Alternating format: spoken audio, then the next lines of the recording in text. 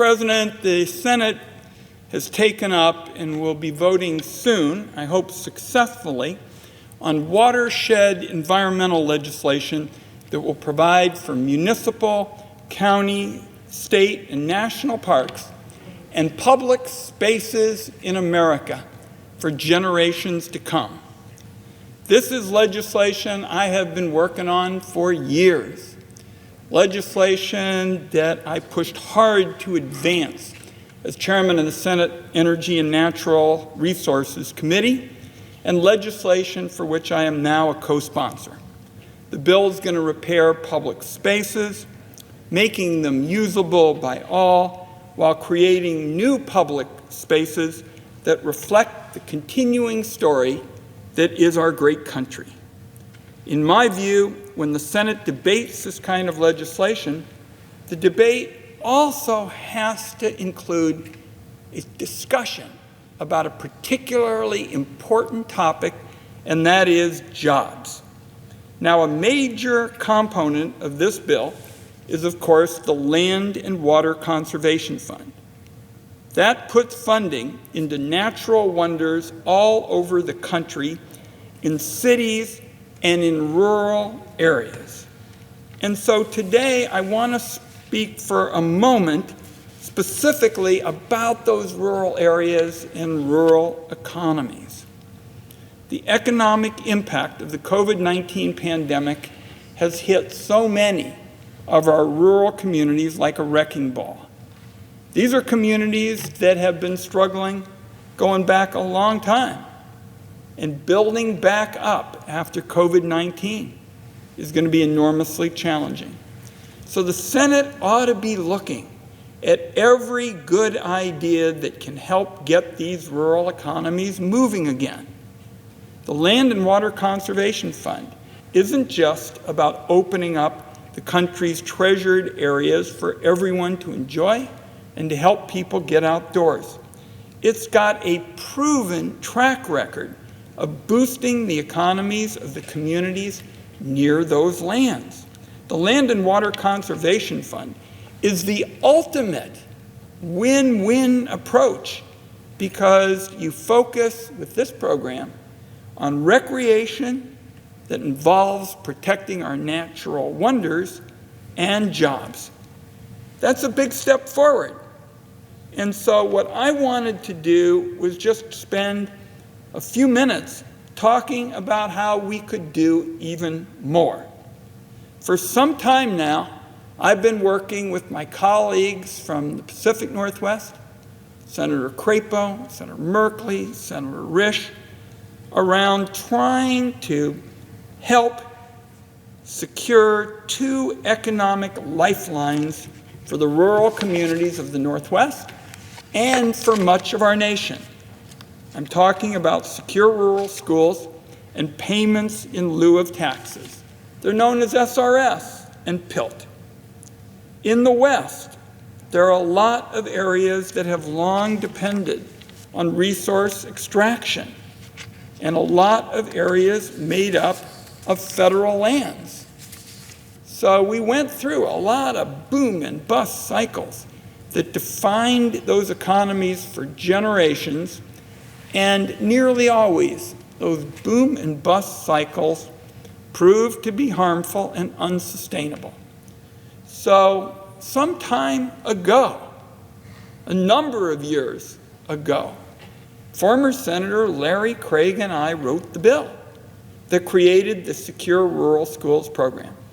It has provided years and years of reliable revenue for rural counties so they could plan, budget, and provide services for people who live in their borders.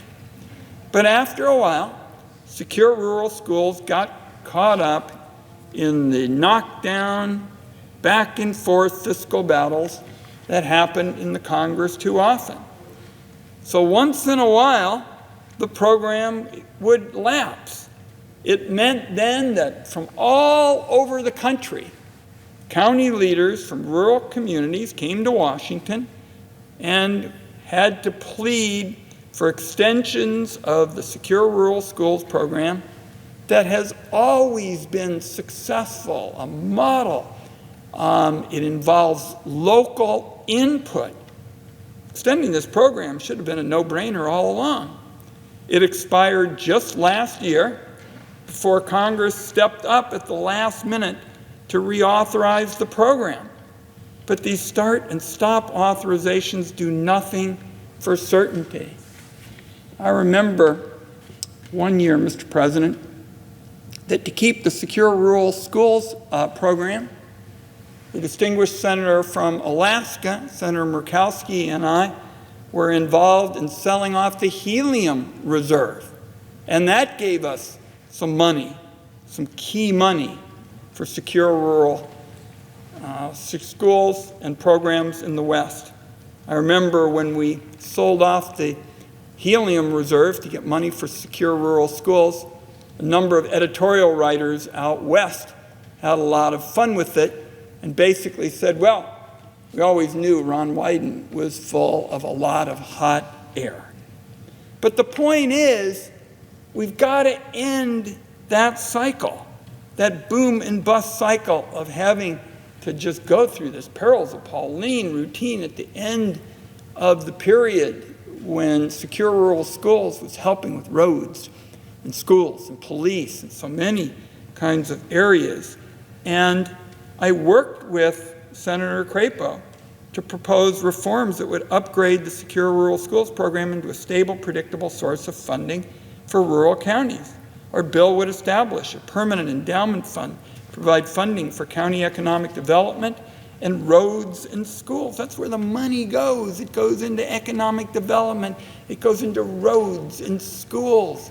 And by the way, when you're helping those rural communities with their budget, when they have those funds secure, it frees up money for them for important things like mental health. And we've certainly seen a demand for mental health increase dramatically in the last few months. After Congress makes an initial investment into the fund under our proposal, which would establish a permanent endowment to provide funding for county economic development, roads, and schools, Congress makes that initial investment into the fund. The principal will be invested and the interest will be used to make SRS payments to counties. So you have Senator Crapo, Senator Merkley, Senator Risch, and I proposing a way to move away from this roller coaster in the West to upgrade secure rural schools into a stable, predictable source of funding. You have a permanent endowment fund that provides money for the roads and the schools and the counties, and the principals invested in the interest would be used to make SRS payments to counties. Proposal is backed by 100% of Oregon's United States senators and 100% of Idaho's United States senators. 4 United States senators, 2 Democrats, 2 Republicans, having worked closely with rural groups, the National Association of Counties and others to advance this idea. Our proposal also directs revenue sharing payments from forest management to be deposited into the endowment each year. That way the payments to the counties will grow and the safety net they provide for their constituents can expand. These, in my view, are the basics of an economic toolkit for rural areas. If you focus on roads, if you focus on schools, if you make sure that counties have the money for services so they can, for example, take care of mental health needs, that's the key to building up rural economies and helping to create good-paying jobs for residents. Now, payment in lieu of taxes is a program that exists for similar reasons. People who live in these rural counties dominated by public lands also deserve support.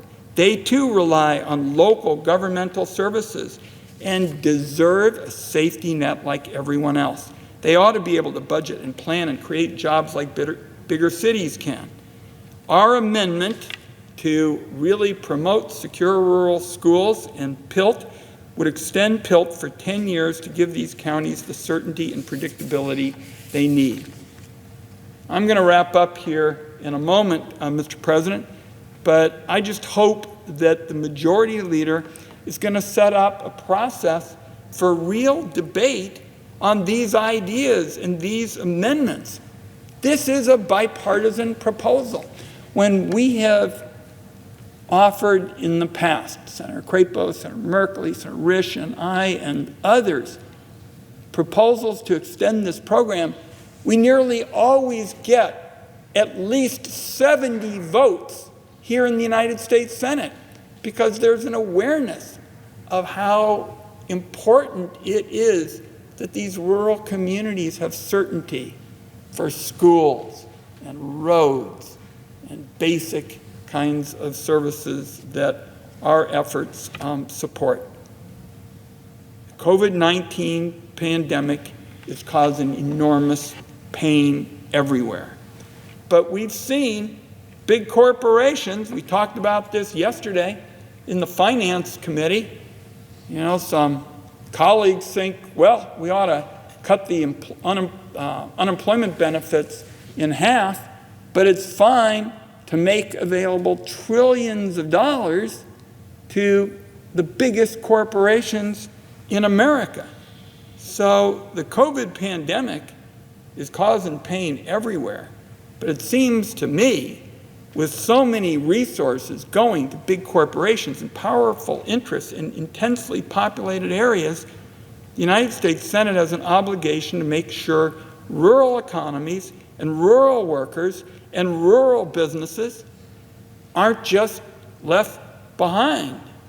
Upgrading secure rural schools and extending PILT is a targeted way to advocate for rural communities. We're going to be home for several weeks in July. And my hope is to be able to have conversations with folks in person in those areas. Haven't been able to do as much of that. I've had 970 town hall meetings in person, just there to be able to respond and answer questions. So I really hope that we're going to be able to do that, again soon. And when we have those, discussions, you can be very sure that in those rural communities, front and center will be secure rural schools. Front and center will be payment in lieu of taxes. Folks will zero in on those areas because they will say, as they have to me since Larry Craig, our former colleague from Idaho, and I wrote this program, people will come up and say, Ron, what Secure Rural Schools is doing is giving us a chance to make sure we have a real education, program. Before we got that program going, people thought they'd have school 3 days a week. So people will say, Ron, we need secure rural schools. We need it for education. It's a key to our roads program. Roads program for these smaller counties is an absolute key to being able to have rural life. Without those rural roads and without rural schools, the heart of secure rural schools, you can't have rural life.